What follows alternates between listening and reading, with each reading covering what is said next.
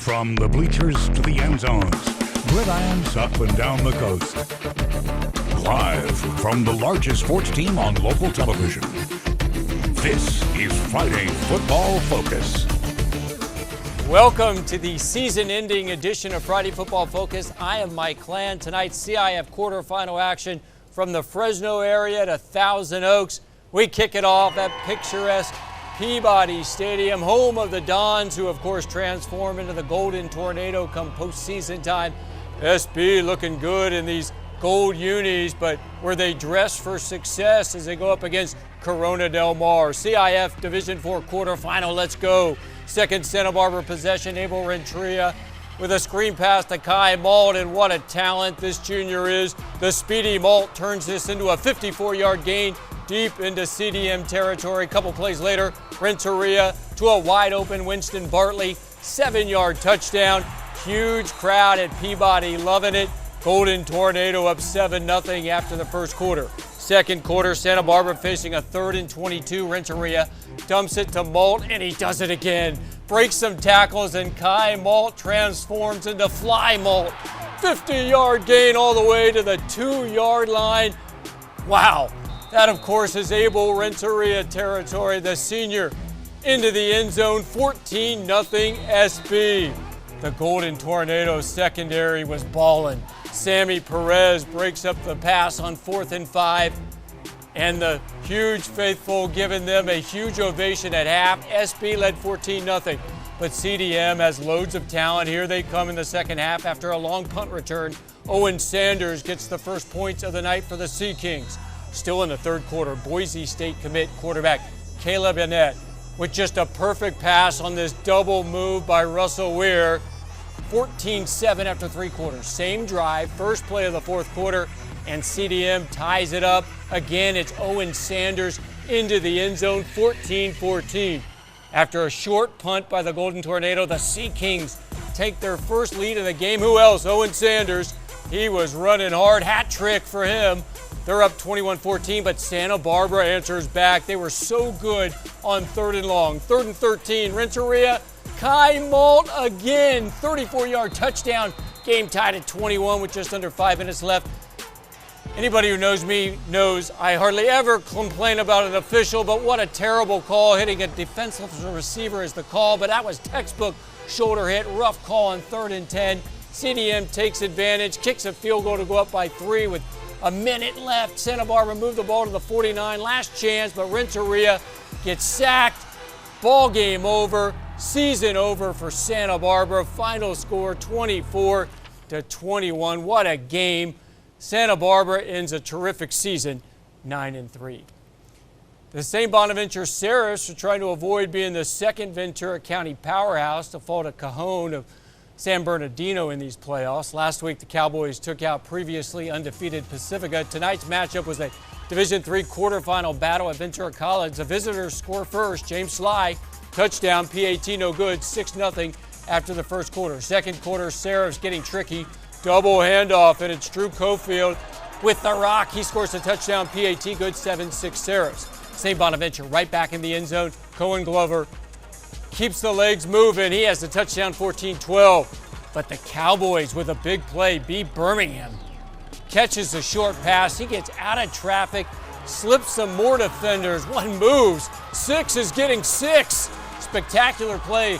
Cajon touchdown. They don't get the 2-point conversion, 14-12. Serifs led 21-12 at the half. Cajon getting closer in the third quarter. Touchdown pass, Evan Powell to Jared Rennick, 21-19. Serifs, though, hit the Cowboys with a big play on the first play of the fourth quarter. Andrew Walter to DJ Doss, 32-yard touchdown, 28-19.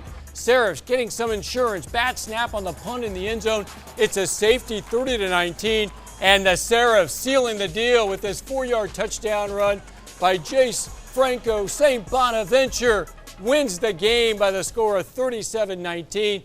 Serifs are into the semis of D3. They go at San Juan Hills next.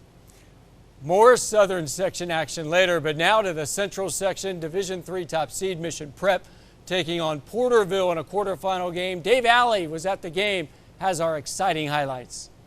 Mike, Mission Prep here at their new home, away from home, Mustang Memorial Field. Now the Royals who finished in third place in the Mountain League, were given a very favorable draw when the playoff brackets were released. Top seed in Division III, meaning they'll stay right here at Cal Poly all the way through the championship.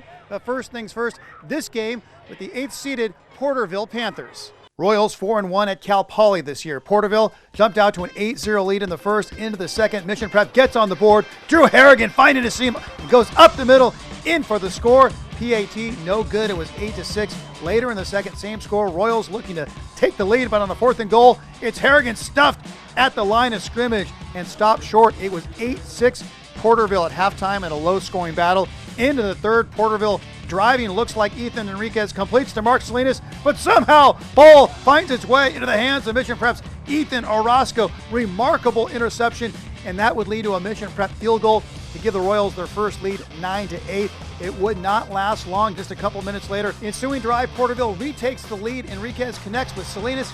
Panthers up 14-9. We move to a very eventful fourth quarter. Porterville on a 4th and goal inside the 5. Enriquez scrambling, looks like he may score, but it's Armin Clayton forcing him out of bounds. Huge play there, gives the Royals the ball back, and new life a few plays later on a 3rd and long. Thomas Glenn going downfield to Jaden Nozil, and that's a 22-yard gain, taking the ball inside Panther territory. Moments later, the Royals get a first down when Porterville jumped off sides on a 4th and 1. Moments after that penalty, just over 3 minutes to go, Glenn intercepted by Porterville, and that looks like it might end it for Mission Prep, but pass interference called, giving the ball to the Royals at the 15-yard line. Couple plays later, Glenn lofting up a rainmaker, and that falls perfectly right to Nozil. Incredible catch, incredible throw. Royals leading it 15-14, 1:46 left in the game.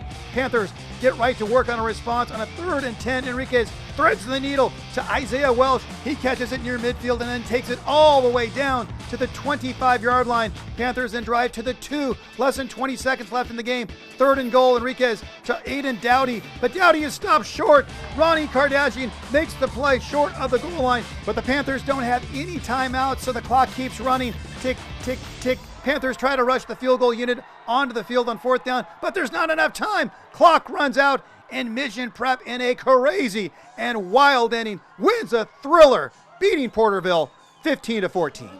So Mission Prep wins an absolute wild one, an instant classic. Mike, I've been covering these games for more than 25 years, and this game right here was one of the best finishes I have ever seen.